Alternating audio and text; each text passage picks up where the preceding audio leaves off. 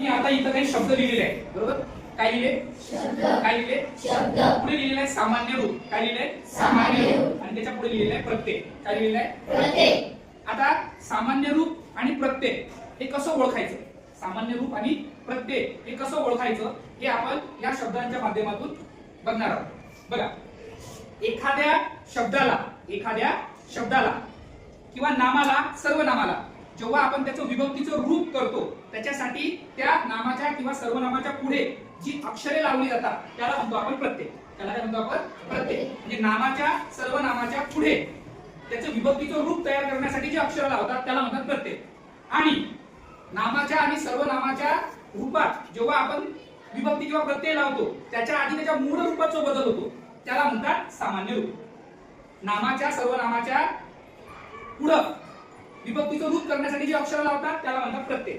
आणि नामाच्या आणि सर्वनामाच्या रूपात विभक्तीचा प्रत्यय लावण्याच्या आधी त्याच्या मूळ रूपात जो बदल होतो त्याला म्हणतात सामान्य रूप. समजलं? एवढं समजलं? आता उदाहरणावरून आपण लक्षात घेऊ. इथं काही मी शब्द दिले. इथे एक शब्द आहे. काय शब्द आहे? मोठ्या नावाचा. काय शब्द आहे?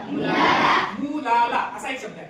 आता इथं ला एक प्रत्यय लागलेला आहे. काय लागलेला आहे? प्रत्यय. काय लागलेला आहे? प्रत्यय. मग ते ला अक्षर कुठे येईल? प्रत्यय मध्ये. आता ला सोडून काय शब्द उरलेला आहे? काय उरलेला आहे? म्हणजे विभक्तीचं रूप सोडून जो शब्द उरतो त्याला म्हणतात सामान्य रूप. मुला. म्हणजे या शब्दाचं मुला हे काय झालं? सामान्य रूप. आणि ला काय झालं? प्रत्यय. ला काय झालं? प्रत्यय. आता इथं पुढचा शब्द आहे. काय शब्द आहे? मुलाने. आता मला सांगायचं प्रत्यय कोणता आहे? कोणता प्रत्यय? ने. कोणता प्रत्यय होईल? ने. आणि ने सोडून जो उरलेला शब्द आहे तो शब्द म्हणजे सामान्य रूप. जसं काय शब्द उरला? मुला. समजलं का तुम्हाला? कोणाकोणाला समजलं? बोर्डवरती करा. ठीक आहे. हात खाली. आता इथं शब्द आहे. वाचा बरं कोणतरी. वाचा. शाळेत. आता या शाळेत मध्ये सामान्य रूप कोणतं? कोण सांगतं? सामान्य रूप कोणतं? म्हणजे इथं येणारा शब्द कोणता आहे या शाळेत? बोर्डवर करा. ज्यांना येईल त्यांनी बोर्डवर करा. त्यांचं दिवस नाही लक्षात आलं तुमच्या? सांगा ना मग. लक्षात आलं? सांगा. सांग. काय?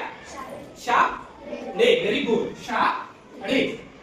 आणि कोणतं अक्षर राहिलेलं आहे? प्रत्यय. समजलं का? समजलं का? हा. पुढचा शब्द वाचा कोणीतरी. शाळेचा. बस काय. आता शाळेचा मध्ये प्रत्यय कोणता आहे? कोण सांगते मला? प्रत्यय. असा चा. Very good. प्रत्यय काय? चा. आणि सामान्य रूप काय होईल? शाळे. समजलं? आता पुढचा शब्द वाचा कोणीतरी. हा. वाचतो शेवटचा मुलगा. घरात. Very good. आता मला सांगायचं प्रत्यय कोणता आहे? कोण सांगते? प्रत्यय.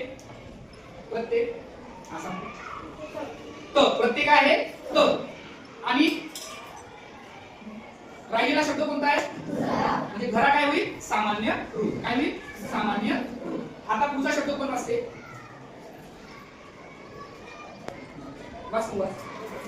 गावाचा. आता याच्यातला सामान्य रूप कोणतं? कोण सांगते? गावा. अगदी बरोबर. गावा. आणि प्रत्यय काय होईल? चा. काय होईल? चा. पुढचा शब्द कोण असते? झाडाला. झाडाला. झाडाला. अगदी बरोबर. आता सांग मला. तू सांग. तिच्या शेजारची. याच्यातलं प्रत्यय कोणता आहे? Very good. कोणता प्रत्यय आहे? ला. आणि उरलेला शब्द कोणता? तो काय होईल? सामान्य. आता शेवटचा शब्द कोण असते? हा. ती शेवटची मुलगी. मित्राला. अगदी बरोबर. आता याच्यातलं सामान्य रूप कोण सांगते मला? सामान्य रूप. सामान्य रूप सांगते. सामान्य रूप. सामान्य रूप मित्राला. सामान्य रूप मित्राला. मित्राला शब्द आहे. मित्राला शब्द आहे. मी सामान्य रूप म्हटलंय. मित्रा. अगदी बरोबर. काय? मित्रा.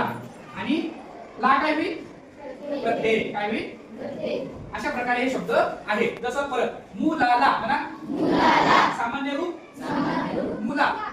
प्रत्यय प्रत्यय. फक्त तुम्ही ना पुढचं वाचा. मुलाला. आता मी हे वाचतो, तुम्ही हे वाचायचं. बरोबर? सामान्य रूप प्रत्यय मुलाने. सामान्य रूप आणि प्रत्यय ने. शाळेत सामान्य रूप प्रत्यय काय शाळेचा सामान्य रूप आणि प्रत्यय घरात सामान्य रूप प्रत्यय गावाचा सामान्य रूप प्रत्यय झाडाला सामान्य रूप प्रत्यय मित्राला सामान्य रूप प्रत्यय कोणाकोणाला समजलं सामान्य रूप आणि प्रत्यय सामान्य रूप आणि समजलं ओके इथं थांबू ठीक आहे हे शब्द लिहून घ्या तुम्ही जरा